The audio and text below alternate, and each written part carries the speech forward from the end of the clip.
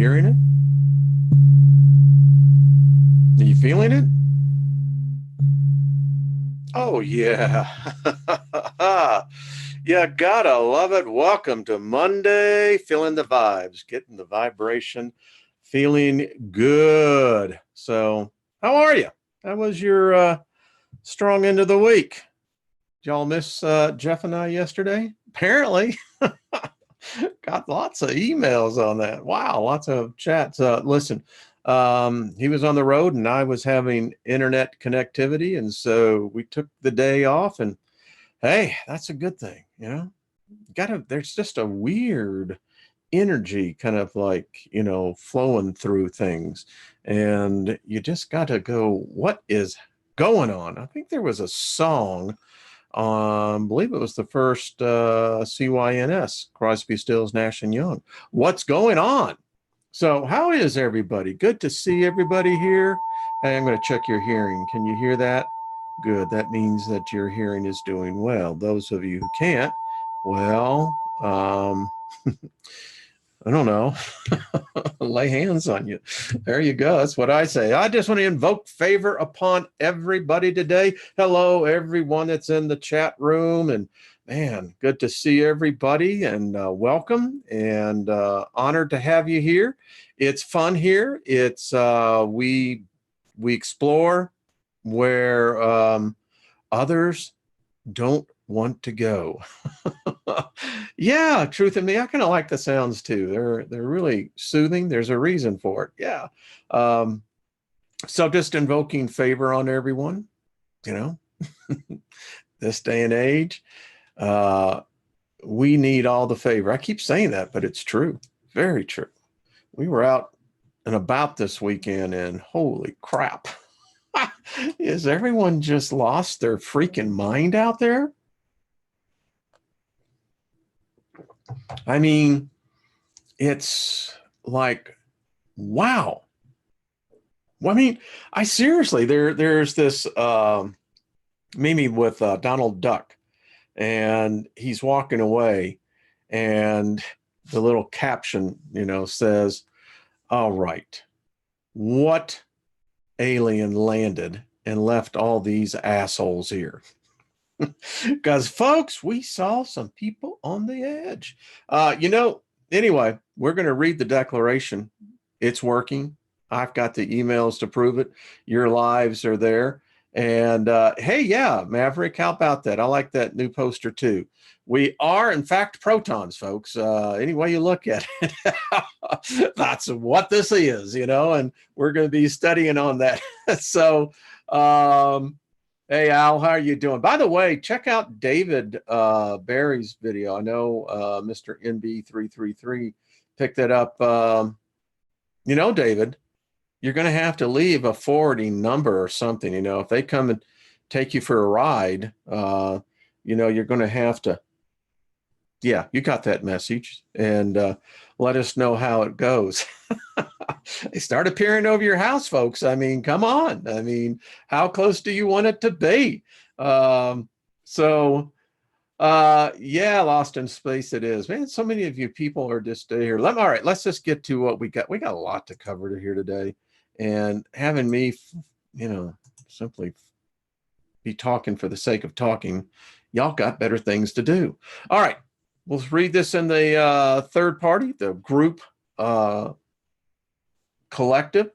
All these favors will come upon us and overtake us if we give voice to them each day, and I hope you do. Favor will be with us in the city. If you think you don't need favor in the city, let me know what your secret is. And favor will be with us in the country. Favor will heal our body when we speak favor into our body. Favor will set apart our children, relatives, loved ones, fit in the blank, our animals, and our ground as favored with abundance of joy. Favor will be upon our food, our water, and our pantry. And boy, 100 years ago, you really needed that. Favor will walk with us when we come in. Favor will walk with us when we go out. Favor will cause our enemies to be at peace with us. Favor will be upon our barns and storehouses where we keep our valuables. to prosper and be in safety. That might be something you want to focus in on a little bit. Favor will be upon me and everything, upon us and everything we undertake. Everything we set our hands to, favor shall cause it to prosper. Favor shall be upon all of our material property and shall cause it to last longer and not break. Favor shall protect us, favor our offspring, our possessions from calamity. Favor will lead us to good fortune in all things. It will make us to be the head and not the tail, the top and not beneath, above and not below. It will cause us to have favor with the elements and the spiritual realm. Favor will cause us to be favorable with everyone we meet. They will see us with favor, and favor will seek us out, baby. Can I get, what was that in living color? It will be created in my words, and what was said has been done. And I know some of you alter it. That's fine. I mean, whatever works for you, that is what counts. And hey, kind of dig it. All right, we got some things here. David, have you ever thought it may have been your mom? Just saying. Yeah. Powerful spirits. We know the power and the energy varies. Just something in here. So I got an email this weekend from a family that lost their dog. And listen, I think we're a community and we're a lot of strong empaths here, psychics, seers, etc. They have it's an older pooch, a dog, whose name is Theodore, and their dog is missing. So we just call that dog back home. Theodore, get your butt back home. They got an email as well from another one in our community. Told him I would mention his name, and he didn't have a problem. Logan, and Logan is, wow, he's really suffering from some swollen lymph nodes under the jaw, neck, and ear. They have him basically in a fetal position in tears with painkillers. Can barely eat or sleep. Can they barely get down enough food for the antibiotics? So, Logan, I sent you an email, sending you one as a group as well. We just send you healing. I want to include two other people. We'll just let them be community members, 77 and 45. I don't know, it's just the number, but they're suffering from cancer. And folks, it's a plague, and we got to get rid of that. And I believe the body will respond appropriately. We just, that's why watching television, even, a lot of different mediums, even like YouTube, the big pharma is everywhere.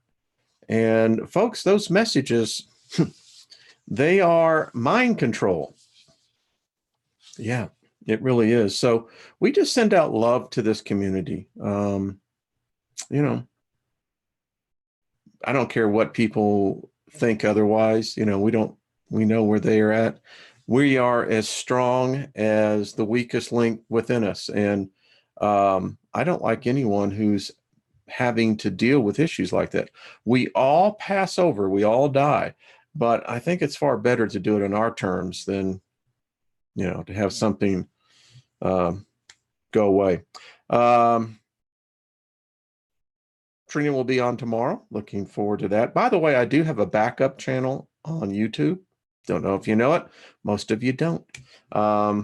It's just Wayne Steiger. And so I haven't done with anything for years. And but if anything should happen, there is a backup. So just to let y'all know. This weekend, had a chance kind of to get out and was meeting with people, and it's very interesting.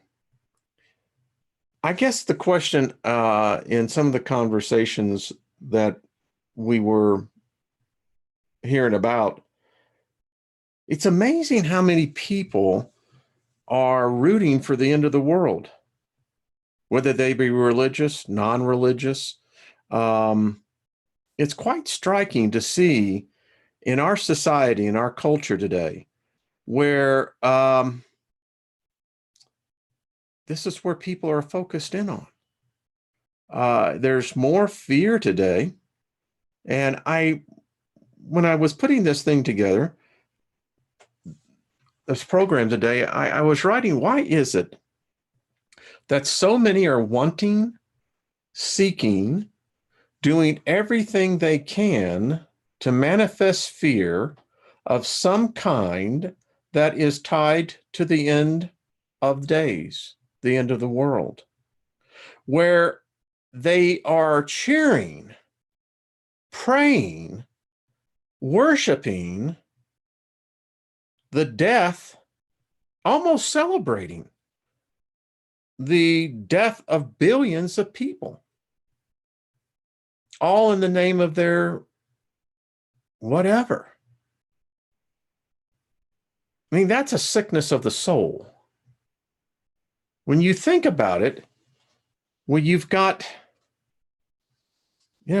people saying, well, look at this going on and that going on, and you got to ask yourself, well, so where's this leading to? Let's say that, some big event is going to happen. So what do you do with it now? What was it that Maximus said in Gladiator? Are you entertained? Are you entertained? Because that apparently is what human beings have found themselves to be. Shallow, inconsistent, fear, guilt based, that's degraded now into such division where hate is being promoted. Yeah, folks, I mean, in one sense, there is a collapse taking place where humans have become creatures and no longer human beings. I think it's worthy of the question, are we witnessing something here?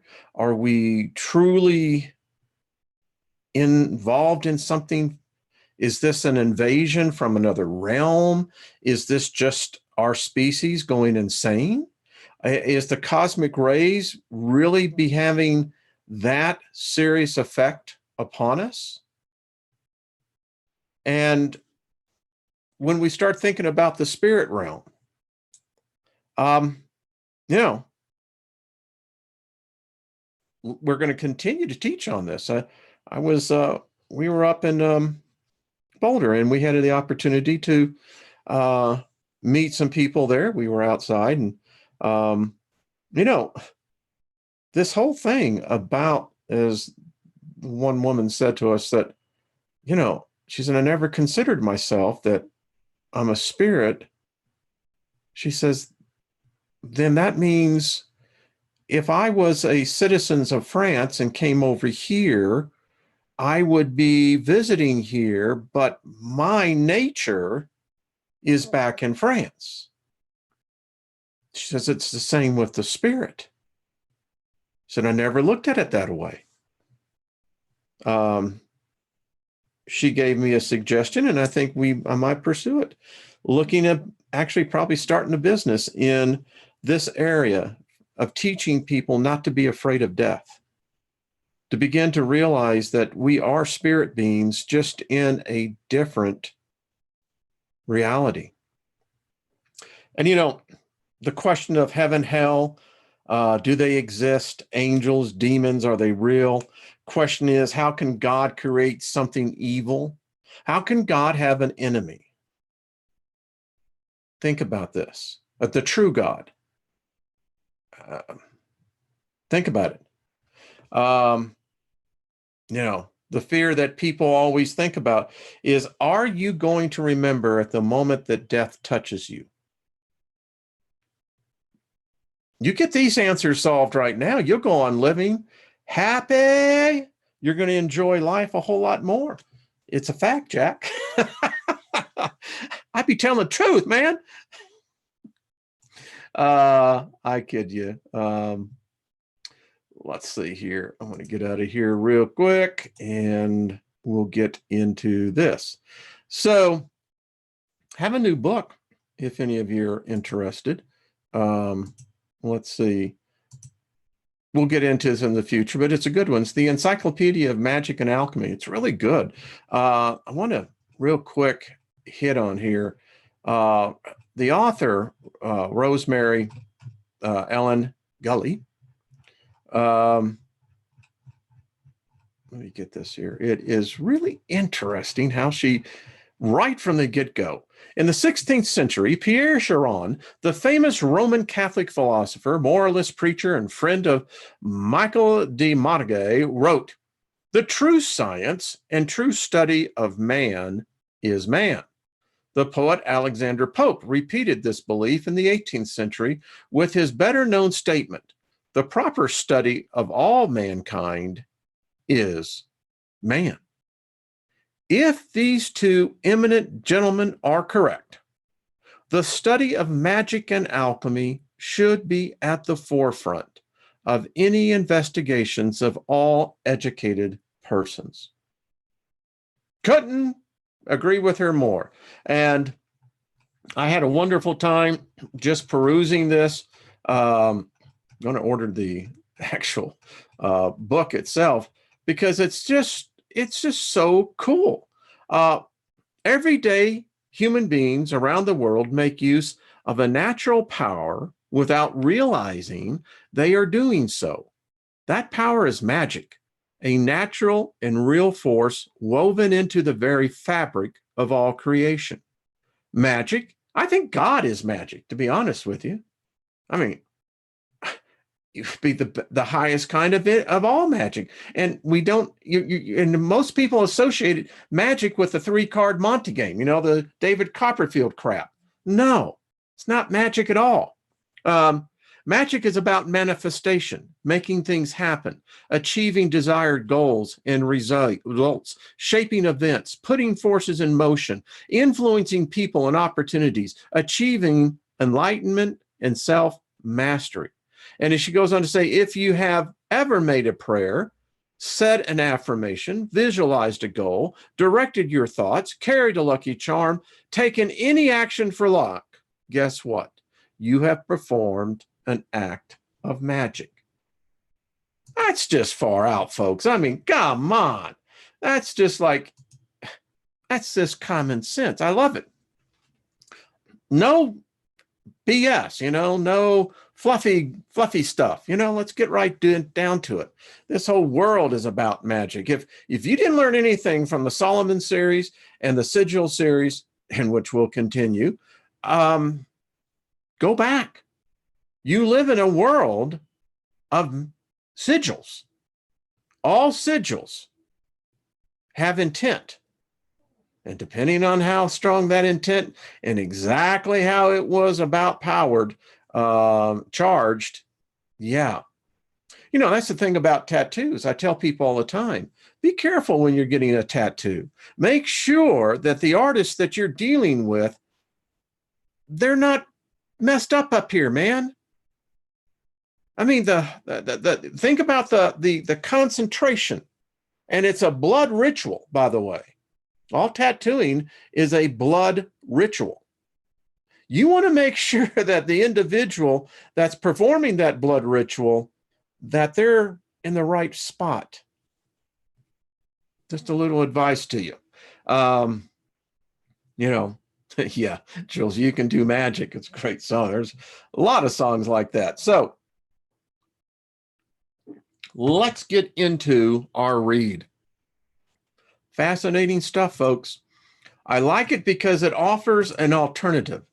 It at least gives an alternative opinion to the current dogma that permeates virtually all minds around the world. And there is a baseline dogma to be afraid of dying. And then they build it from there. All right, we left off going into question 114. Yeah. The progress of spirits. This is all of us. I had a good conversation about this week. It was fabulous. Anyway, are spirits good or bad by nature? Or are the same spirits made better by the force of their own efforts? The same spirits are made better through their own efforts. They rise from a lower to higher order as they improve. Are some spirits created good and others bad?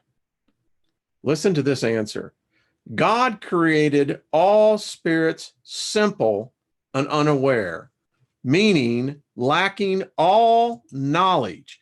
God has given them a particular mission to enlighten them and help them gradually reach perfection through the knowledge of the truth and rise closer to Him.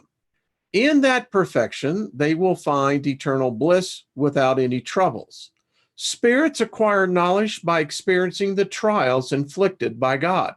While some accept these trials with resignation and arrive at their destiny more quickly, others are defiant and remain far from the perfection and happiness promised to them through no fault other than their own. Now, I mean, this is where you have to have a discussion. Hey, I don't like the idea of God being in a masculine personification, but I can accept that, being that at the time when this book was written, the culture, the societal,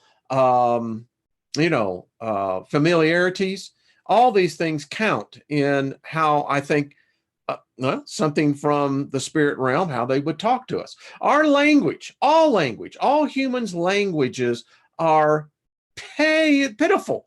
They suck. It's hard enough trying to even get a basic idea communicated. I mean, that's how low on the intelligence level our language is. And English is one of the worst. And by the way, German, French, I mean, I just go through them all. There is, unfortunately, humans do not have the capacity or capability to invent a perfect language.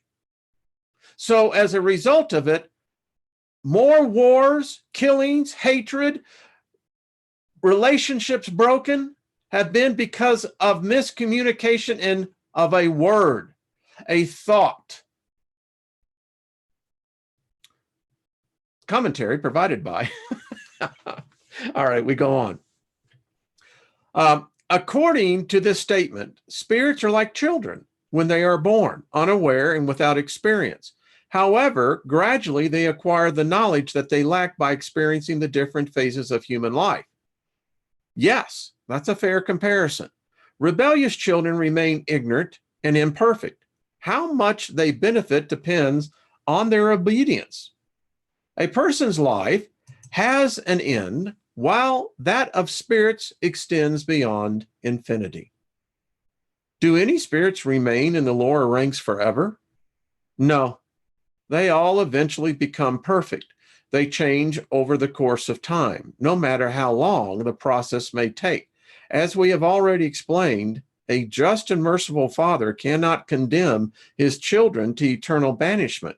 Do you presume that God, in his infinite goodness and divine justice, is less kind than you? Question: are the spirits themselves responsible for accelerating their progress to perfection? Of course. They reach their goal more or less quickly depending on the force of the desire and the degree of their submission to God's will. Doesn't a docile and submissive child learn faster than one who is stubborn and lazy? Can spirits regress? No, they learn what has impeded their progress as they advance. When spirits finish a trial, they learn the lesson of the trial and never forget it.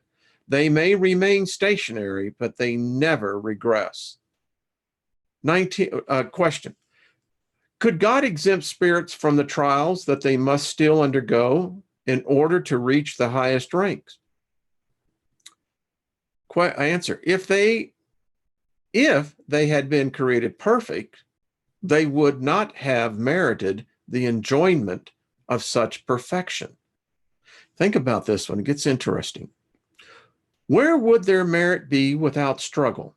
Besides, the inequality that exists between spirits is necessary to develop their personality, and the mission that each spirit accomplishes at each step of their progress is part of God's plan for ensuring the harmony of the universe. Since all individuals may reach the highest ranks of social life we might as well ask, why does the leader of a nation not make every soldier a general? Why are not all subordinate employees made into department heads? Why do all students not become teachers? This is the main difference between life in the social world and that of the spirit world. The first is limited and does not give anyone the opportunity to rise to the top of society, while the latter is unlimited and ensures everyone the possibility of reaching supreme happiness. That's some deep thoughts, man. I guess the question that I think about when I have read this and I think about it more,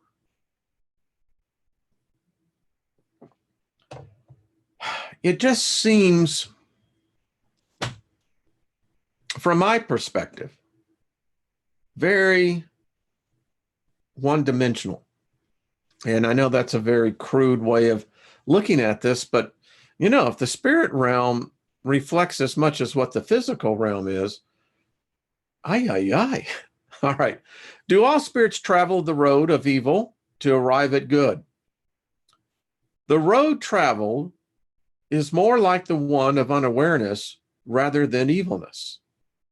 Question, how is it that some spirits have traveled the road of righteousness and others the road of evil? Answer, do they not have free will? God has not created bad spirits.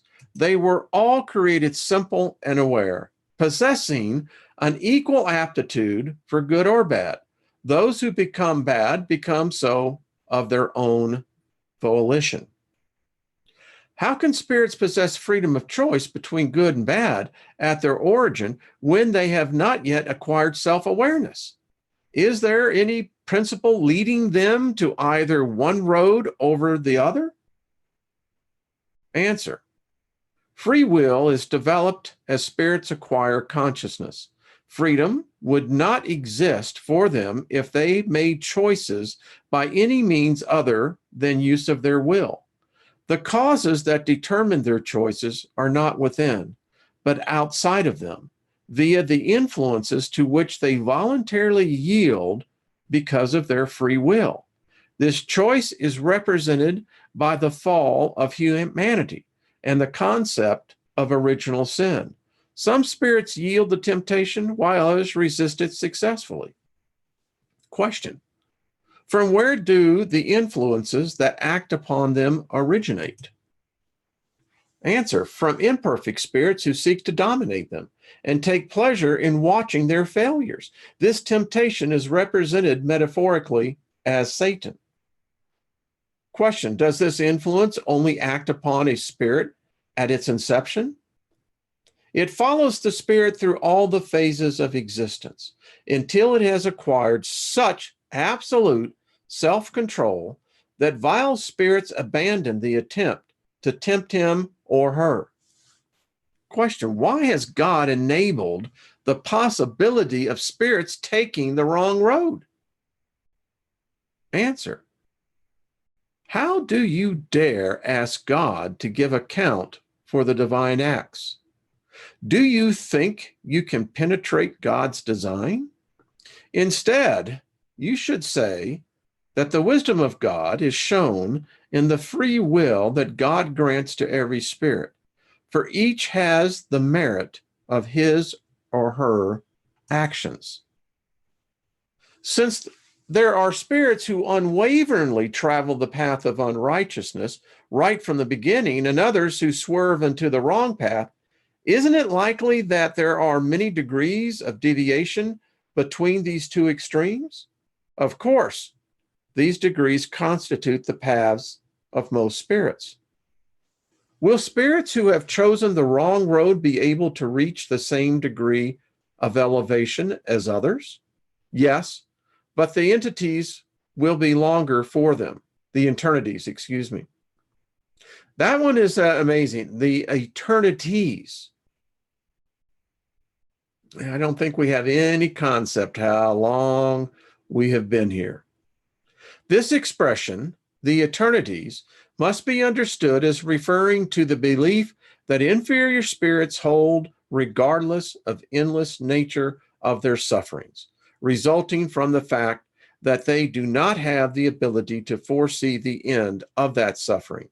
This conviction of the endlessness nature of the latter is reaffirmed after each new trial to which they have succumbed. Are spirits who have reached the supreme degree after wandering down the wrong road less worthy than any others in God's eyes? God views the drifters who have returned to the right path with the same approval and loves them regardless of their past. They have been classified as bad spirits because they yielded to bad temptations.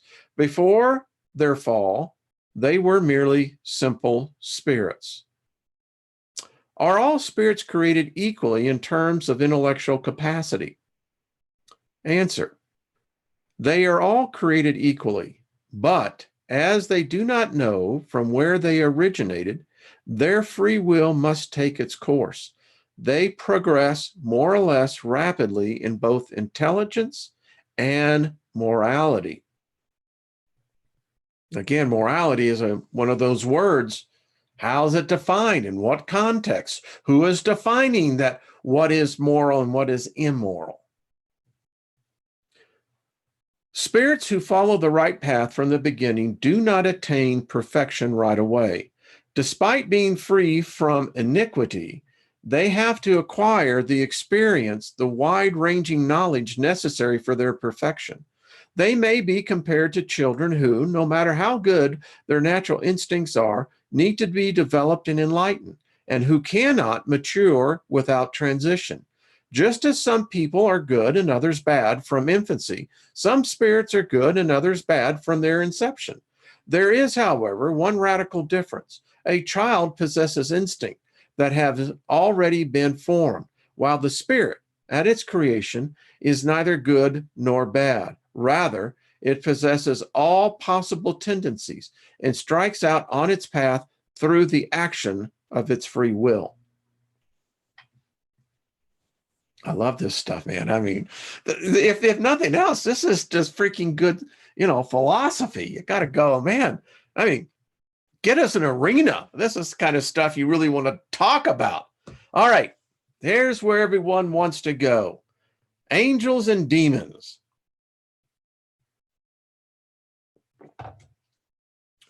Do angels, archangels, seraphim constitute a special category different than that of other spirits? No. They are pure spirits. Those who have reached the highest degree of the latter are all united in perfection. The word angel generally implies the idea of moral perfection, but it is often applied to all superhuman beings, good or bad. Therefore, we say a good angel, a bad angel, an angel of light, an angel of darkness, and so on. In those cases, it is synonymous with spirit. It is employed here in its most popular sense. You see, when they were taking out all the books that they didn't want the masses to read, and then kept what they call the Bible, the debate was on the angel subject. And it's actually in the records. I mean, by 3 votes, by the way, apparently, that the debate was, do angels have wings or don't they? And the debate was so apparently raucous, they got into it, that when it finally came down the vote, there was 3 who said, well, we'll go with the side that says wings. Yeah. All right, question. Have the angels passed through every degree of progress? Yeah, this is something I want to know. I doubt it. Let's see what they say. Yes. What? But with the difference that we have already mentioned. Some of them, accepting their mission with resignation, have reached their goal more quickly, while others have taken longer in reaching the same goal. Doesn't mean that they're compared to us. It just, again, this is the term we are to look up here, which means moral perfection, not a Superman. All right. Question: if the opinion that acknowledges that some beings have been created perfect and superior to all others is wrong, why is this belief found in almost every population or religion? Answer: you need to understand that your world has not existed for all eternity. Long before it existed, masses of spirits had already attained the supreme degree. Therefore, the people on earth naturally assume that those perfected spirits have always been at that same degree of elevation. They didn't teach you that in Sunday school, did they? Question: do demons, as commonly understood, exist? Now, everyone, listen to this. Listen to this. If you've got a problem with demons, listen. If demons existed, they would be God's work. Would it be just on the part of God to create beings eternally condemned to a life of wickedness and misery? If demons exist, it is in your low world, low intelligence, and any others of similar degree. You don't drag your knuckles when you walk, right? People who represent a just God as being cruel and vindictive, and who believe they will receive God's approval through the misdeeds they commit, are hypocrites.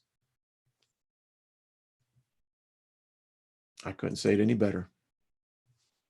The word demon only implies the idea of bad spirits in its modern acceptance.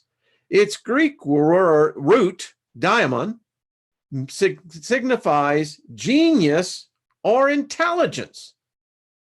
Daimon, you would say, was Mozart, Einstein, Hawkins, and is applied broadly to all immaterial beings, whether good or bad. So by the correct Greek, the archangel Michael could be the archdemon Michael. You don't know. You've only been told one side of a story. Demons or devils, according to the popular meaning attributed to these words, are allegedly a class of beings that are fundamentally bad. If they exist, they would be God's creation, just like everything else.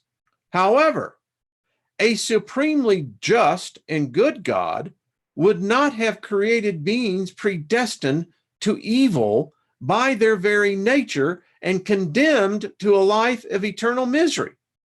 If they are not a creation of God, they must either have existed for all eternity like God, or there must be several supreme beings. So which is it, Cupcake? Yeah, you're in checkmate no matter what you do. The first requirement of any theory is to be logical. The idea that postulates the existence of demons, as commonly known, lack this essential condition. It is natural that underdeveloped people, ignorant, who know nothing of God's attributes and profess the existence of malicious deities, should also acknowledge the existence of demons. For people who acknowledge God's goodness as an attribute par excellence, it would be illogical to presume that God could have created beings destined to bad deeds forever. This belief would conflict with God's goodness. Those who believe in devils appeal to the words of Christ to support their theory.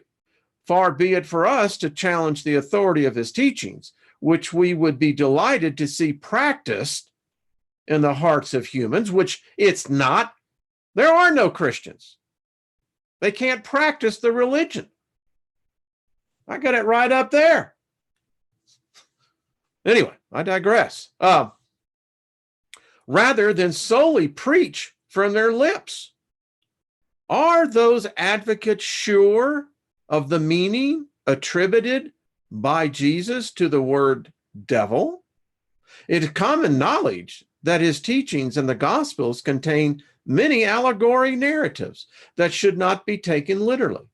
To prove that such is the case, we need only to cite the following passage. Immediately after the tribulation of those days, the sun will be darkened, and the moon will not give its light. And the stars will fall from the sky, and the powers of heaven will be shaken. Amen.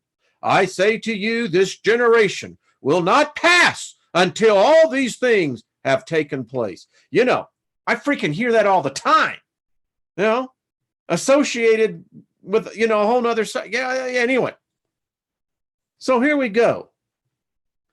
Does science not contradict the Bible, particularly in reference to creation and movement of the earth?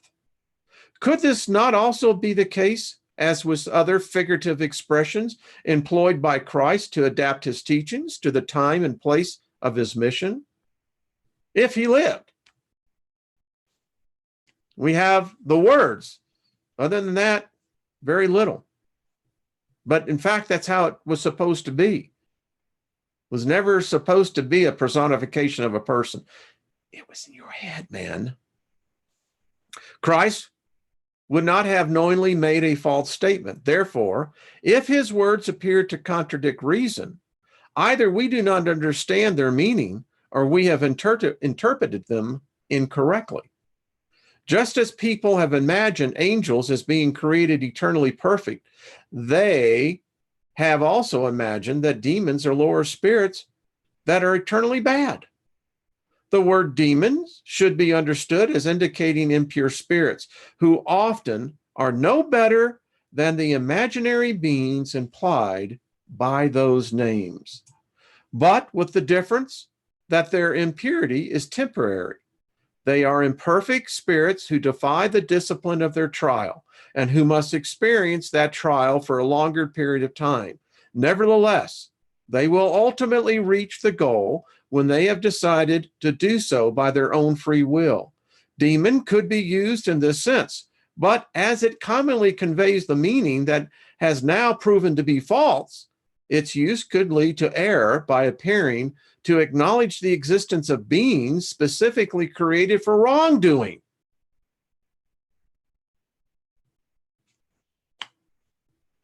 I've told many people the God that they worship is a schizophrenic.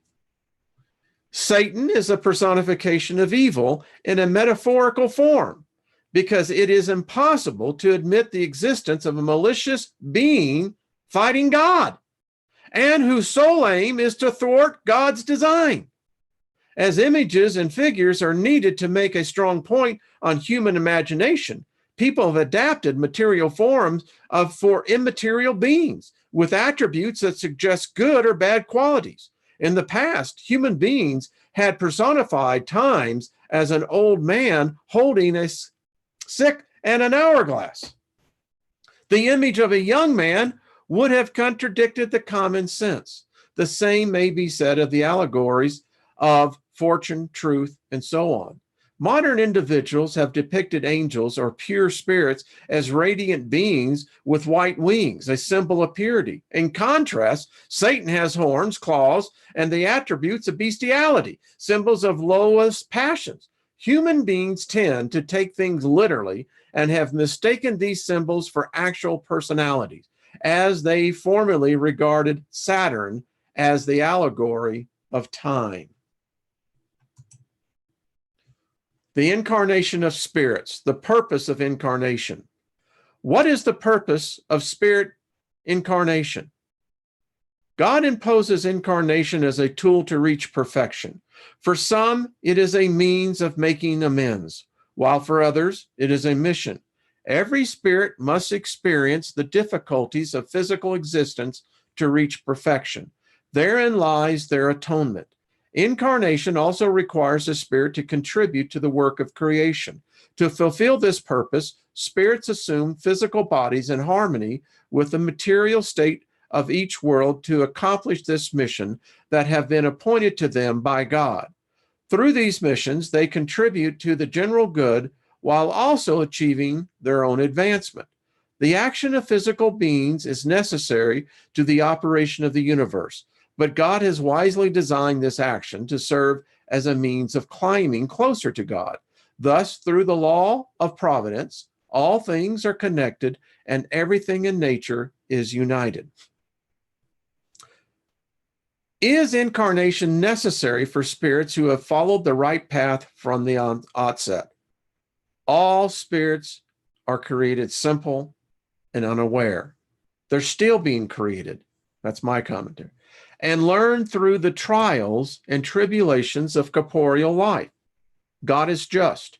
Our Creator could not create some spirits happy without their having experienced pain or without their having made an effort. In other words, without any merit.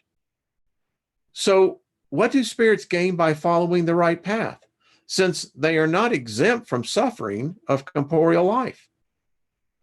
They reach their goals more quickly. Pain and suffering in the physical life is often a consequence of the spirit's imperfection. The fewer the imperfections, the less it suffers. If a spirit is neither envious, jealous, greedy, nor ambitious, is not forced to experience the torture that is a consequence of those flaws. The soul. What is the soul? Answer: an incarnated spirit. What was the soul before being united with the body? A spirit. Are souls and spirits one and the same thing? Yes, souls are spirits. Before joining the body, the soul is one of the intelligent beings living in the invisible universe. It assumes a physical body temporarily to complete its purification and enlightenment. Is a person made up of anything other than a soul and a body? The link that unites the soul and the body. What is the nature of this link? It is a semi-material. It is intermediary between soul and the body. This is required for communication between the soul and the body. The spirit can act upon matter and vice versa through this link. Therefore, human beings are made up of three essential elements. One, the body, or material being, similar to animals, and given life by the very same vital principle. Two, the soul, or incarnated spirit, which is housed in the body. Three, the intermediary principle, or paraspirit, which is a semi-material substance. It is the innermost envelope of the spirit and unites the soul with the body. These three-part nature is equivalent to that of a fruit, which includes the seed, the perisperm, and the rind or shell. Is the soul independent of the vital principle? The body is merely the envelope, as we have repeated many times. Can a body exist without a soul? Yes. However, when the body dies, that is when the soul leaves it. The union between the soul and the body is not completed before birth. But once this union is established, only physical death can break the bond uniting the body to the soul. Organic life may exist in a body without a soul, but the soul cannot live in a body deprived of organic life. This was very revealing to me, and I'd be curious to get your input on this. This kind of answers one of those questions. It talks about the union between the soul and the body is not complete before birth. It would appear, and I intend to ask the question myself, that it's what I think many have thought. You know, we know that the baby has reactions, has emotions, etc., in the womb, the fetus, but it's kind of indicating that there is that moment which we haven't been able to firmly establish when this unionship takes place. Very interesting. What would our body be if it had no soul? Answer: a mass of flesh without intelligence. Anything you would like to call it except a human being. I think some of those are walking around now. Can the same spirit incarnate two different bodies at the same time? No. The spirit cannot be divided and cannot live in two different bodies at the same time. What should we think about some people's opinion that the soul is the principle of material life? Answer: this is a matter of words, to which we impart very little importance.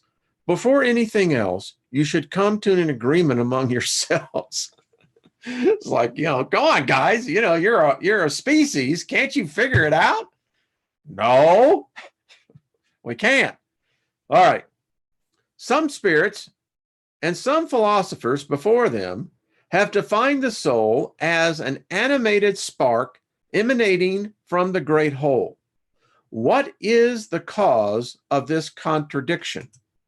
The answer: there is no contradiction. It depends on the meaning you attribute to certain words. Why does your language not have a word for each thing? The word soul is often used to express very different things. Sometimes it is used to refer to the principle of life, and in this sense, it is correct to figuratively state that the soul is an animated spark emanating from the great whole. These words describe the universal source of the vital principle, of which each being absorbs a portion, and that returns to the general mass after death. This idea does not in any way exclude that of a separate moral being, independent of matter, maintaining its own individuality. This being is also called the soul, and it is in this sense that we speak of the soul as an incarnate spirit. In having different definitions for the word soul, spirits each use their own versions according to their personal perspectives and the earthly ideas that they will support. This is just one example of the inadequacy of the human language, which does not have a unique word for each idea, a shortcoming that causes a vast number of misunderstandings and disputes. It is for this reason that the higher spirits tell us to first come to a mutual understanding in terms of our definitions. Makes sense. Question: what should we think of the theory that the soul is subdivided into many parts as there are muscles in the body, each ruling over a bodily function? Answer: it still depends on the meaning attributed to the word soul. If you equate the soul with the vital fluid, that theory is correct. If the word is used to express an incarnated spirit, it's wrong. We said that a spirit cannot be divided. You knuckleheads. Therefore, movement is transmitted to the organs through the intermediary fluid without ever dividing itself up. Question: all the same, there are spirits who have given this definition. Answer: they're ignorant spirits, often mistake the effect for the cause. The soul acts through organs, and those organs are given life by the vital fluid distributed among them, and more abundantly in those that constitute the centers or the focal of movement of each organism. This explanation is no longer acceptable when the term soul is used to signify a spirit that inhabits the body during life and vacates it at death. Is there any truth to the belief that the soul is outside the body and surrounds it? The soul is not locked inside the body like a bird in a cage. It radiates in all directions and manifests itself outside the body as light radiates from a glass globe or as sound emanates from a loudspeaker. In this sense, the soul can be understood as being outside the body, but it does not envelop the body. The soul has two envelopes. The perispirit, which is its first, innermost envelope, being light and subtle in nature. The other is the body, which is crude, material, and heavy. The soul is the center of both these envelopes, like a nut in its shell, as we have already explained. What should we think of the theory that the soul of a child is complete during each period of human life? There's only one spirit, and it is whole in both children and adults. The bodily organs, which serve as the instruments for manifestations of the soul, are gradually developed and completed. Again, you mistake the effect for the cause. Why do spirits have different definitions for the term soul? All spirits are not equally enlightened in regards to these matters. Some spirits are not so advanced and intellectually. They are incapable of digesting abstract concepts. They are like children in your world. Other spirits are false scholars and ineffectively use words to impose their authority upon others. They also resemble many individuals in your world. Even spirits who are truly enlightened may express themselves in terms that on the surface appear to be different, but at heart, they actually mean the same thing. This is especially true in regards to matters that your language fails to accurately express, and that they can only be conveyed through figures and comparisons that you, in turn, misinterpret as reality. What should we understand of the concept called the soul of the world? It is the universal principle of life and intelligence from which individual spirits are born. People often use this term without truly knowing what they mean. The word soul is so varied that everyone interprets it according to their own perception or ideas. Sometimes the soul is attributed to earth, which must be understood as indicating the collection of devoted spirits who give you proper guidance when you listen to them and who are God's deputies in this world. Let's see. Well, I'm almost out of time. And I think, let me tell you, we'll just finish these last two. How have so many philosophers from both ancient and modern times discussed philosophical questions for so long without arriving at the truth? Man, this is worth it right here, right? Those persons were the predecessors of Spiritism. They have paved the way for others. They were subject to errors and often mistook their own ideas for true light because they were human beings. But these same errors have served truth by showcasing the pros and cons of the argument. Additionally, there are many truths among these errors that a comparatively study would reveal to you. Does the soul have a fixed center in the body? No, but it is said to reside in the head among people of great intellect and prolific thinkers, while it is said to reside in the heart of people who are sentimental and possessive of a more humanitarian nature. What should we think of the opinion that the soul is the same, that the soul is in some vital center? That is to say that the spirit may reside in this spot in your body because it is where all sensations meet. However, those who place in it what they consider the center of vitality mistake it for the vital fluid or principle. In any case, the soul has a stronger presence in organs that are moral and intellectual indicators. I don't know if we were to discuss this, there we're going to break off on that. It would seem, tell me, I mean, you can go back and look at it here, here. I don't know. Who is to say? Well, I hope this has been fun. It's, this is sometimes deep for people, and it busts a lot of paradigms. They just get blown out. The sacred cows of their conception of God and eternity, judgment, heaven, hell. I'll just say this before we end here. When I was preaching, I was a street preacher, preached in the prisons, taught, did a lot of Bible teaching. I could never figure out heaven. I mean, the hell thing, after a while, you just give up. I mean, listen, there are sadomasochists that would love for the pain of their body. That's how they get off. So hell to them would be heaven. But I can never get the final concept. I mean, what do you do? I mean, all right, so I went through life, I made it, now what? You see, the whole construct collapses when you start sending it out further.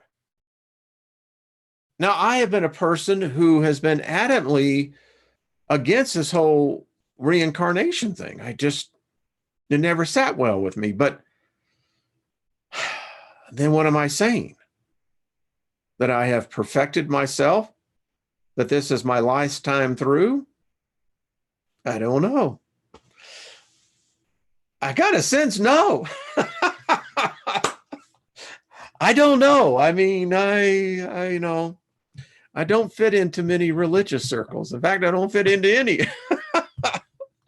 But nevertheless, all right, folks.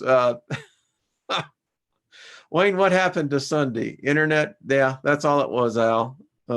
Jeff and I'll be back on next Sunday with our normal, hey, Julianne, how are you? We're going to get Julianne on. Got a lot of people to get on here, but anyway, this is it's helping me.